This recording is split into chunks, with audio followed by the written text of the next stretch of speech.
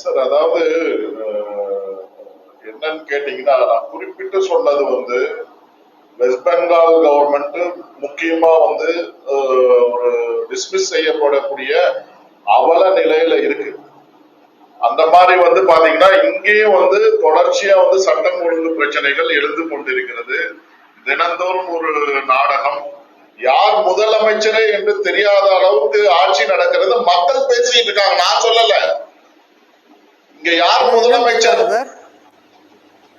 அதாவது யார் முதலமைச்சர்னு தெரியல, அந்த மாதிரி ஒரு அவல நிலை தமிழகத்துல இருக்கு அப்படின்றாங்க. சொல்லுங்க பாக்கலாம். இங்க அதாவது கேக்குற அளவுக்கு என்ன நடந்திருக்குது, என்ன நடந்திருக்குன்னு நினைக்கிறீங்க? அப்படி கேக்குற அளவுக்கு அதாவது ஒரு சட்டசபையில வந்து நீங்க வந்து ஒரு எதிர்கட்சியினோட மூவ்மெண்ட பேசுறீங்க. சட்டசபையில என்ன பேசணும், என்ன பேசணும் சொல்லுங்க பாக்கலாம். எனக்கு நினைவு தெரிஞ்சு அரசியல் ஞானத்தை படித்த காலகட்டத்திலிருந்து நான் சட்டசபையை உற்று நோக்கி கொண்டு மக்கள் பிரச்சனையை பேசுவாங்க. ஒரு எதிர்கட்சி தலைவர் ஒரு நாட்டினுடைய உள்துறை அமைச்சரை சந்திக்கிறாரு, அந்த அவங்க ஏற்கனவே கூட்டணியில் இருந்த ஒரு தலைவரை சந்திக்கிறாரு. சட்டசபையில என்ன பேசுறாங்க இவங்க? இல்ல, உள்துறை அமைச்சர் சந்திக்க போறாரு, உள்துறை அமைச்சர் சந்திக்க போறாரு. அப்படியே இந்த மக்கள் நலன் சார்ந்த ஒரு கோரிக்கை முன்வச்சா நல்லா இருக்குன்னு சொல்லியிருக்காது. மக்கள் பிரச்சனை தானே அது. ரைட்டு, மக்கள் பிரச்சனையை அங்க பேசியிருக்காரு, அவர் சொல்லிட்டாரு. தமிழகத்தில் நடந்து கொண்டு இருக்க அவலங்களை பற்றி நான் அமித்ஷாவிடம் என்று சொன்னேன்னு சொல்றாரு. கூட்டணியை பத்தி பேசவில்லை அப்படின்னு சொல்றாரு. ஆனா வந்து கூட்டணியை பத்தி லைட்டா பேசியிருப்பாங்க, பேசாமலாம் இருக்க மாட்டாங்க. இது வந்து அரசியல். ஏன்னா இன்னைக்கு வந்து 2026 தேர்தலை நெருங்கி விட்டோம். ஆல்மோஸ்ட் இப்ப தேர்தல் காலத்துல தான் இருக்கோம். நம்ம இன்னும் 9 மாசமும் 8 மாசமும் 7 மாசமும் நீங்க சொன்னா கூட இன்னைக்கு வந்து மக்களுக்கு நல்லா தெரியும் அரசியல் களம் ஆரம்பித்து விட்டது தமிழகத்துல அப்படின்னு. அப்படி இருக்கக்கூடிய சூழ்நிலையில என்ன நடந்துகிட்டு இருக்கு தமிழகத்துல பாருங்க. பொங்கல் அன்னைக்கு 10 இடத்துல வந்து தாம்பரம் பகுதியில மட்டுமே 10 இடத்துல செயின் வழிப்பறி. இப்ப சொன்னாரு ராமசுப்ரமணியம் ஐயா அவர்கள், தமிழகத்துல சட்டம் ஒழுங்கு கெட்டு போச்சுன்னு நான் சொல்றேன். இதே சசிகலா அம்மையாரை பாராட்டி பேசுகிறாரு. அதே சசிகலா அம்மையார் தான் வந்து ஊடகத்துல பதிவிட்டு இருக்கிறார்கள். 10 இடங்கள செயின் பறிப்பு பொங்கல் அன்னைக்கு. இது என்ன தமிழ் தை திருநாளா இல்ல வந்து செயின் பறிப்பு திருநாளா? இது சொல்லுங்க பார்க்கலாம். தமிழகத்துல என்ன நடந்து கொண்டு இருக்கிறது? எனக்கு தெரிஞ்சு நான் வந்து வன்மையா வந்து ஒரு சில விஷயங்களை கண்டித்துதான் ஆகணும். பிஜேபி கூட உடனுக்குடன் நடவடிக்கைன்றாங்களே. யார் என்ன உடனுக்குடன் நடவடிக்கை நீங்க சொல்லுங்க பார்க்கலாம். நான் நினைவு தெரிஞ்சு நான் இதே பகுதியில தான் இருக்கேன். ஆம்ஸ்ட்ராங்கோட கொலை ஒரு 2 இடத்துல அவங்க வந்து உள்ள நுழைஞ்சு வராங்க. 2 இடத்துல தணிக்கை செய்யப்படுகிறது, போலீஸ் தணிக்கை இருக்கிறது. நான் குறிப்பிட்ட பேரே சொல்ல முடியாது. சப்ஜெக்ட் தாண்டி போவோம். நம்ம கூட்டணி தொடர்பா பேசிட்டு இருக்கோம் சார். இப்போ 2021 அதிமுக தோல்விக்கு 2021 அதிமுக தோல்விக்கு பாஜக காரணம் அப்படின்னு அதிமுக சொன்னாங்க இல்லையா? புரியல. 2021 அதிமுக தோல்விக்கு பாஜக தான் காரணம் அப்படின்னு அதிமுக சொன்னாங்க. கண்டிப்பா கிடையாது. பாஜக காரணம் எப்படி ஆக முடியும்? எப்படி சொல்லுங்க பார்க்கலாம் அப்படின்னு அதிமுக தான் சொல்றாங்க.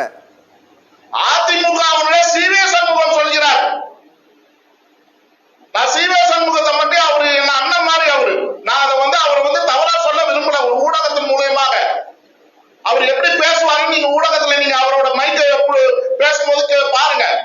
முன்னாள் அமைச்சர் ஜெயக்குமார் சொன்னாரு. முன்னாள் அமைச்சர் ஜெயக்குமார் சொல்றாரு, நான் தோத்து இருக்கேன்னா அதுக்கு பாஜக தான் காரணம் அப்படின்னு சொன்னாரு. காரணம்னா நீங்க வந்து ஏன் நீங்க வந்து இப்போ எடப்பாடி ஐயா போய் சந்திச்சிருக்காரு. இப்ப கட்சி ரிசைன் பண்ணிட்டு போக வேண்டியதுல நான் ஜெயக்குமார் அவர்களுக்கு கேட்பது இதுதான். இப்ப ரிசைன் பண்ணிட்டு போக திமுக அழைக்கிறதுக்கு ரெடியா இருக்காங்கல்ல, அந்த விவரம் இருக்குல்ல என்கிட்ட. அண்ணாமலை சொன்னாரு. அப்ப அண்ணாமலை சொன்னாருல்ல அதிமுக கூட்டணி தான் இருக்க மாட்டேன் சொன்னார்ல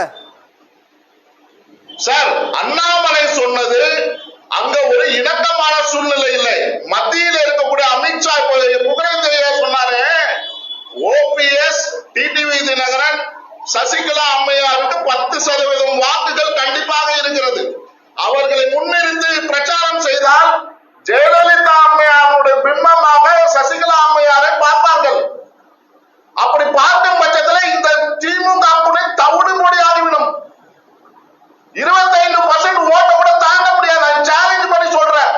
சசிகலா அம்மையாரை முன்னிறுத்தி நீங்க பிரச்சாரம் செஞ்சு பாருங்க.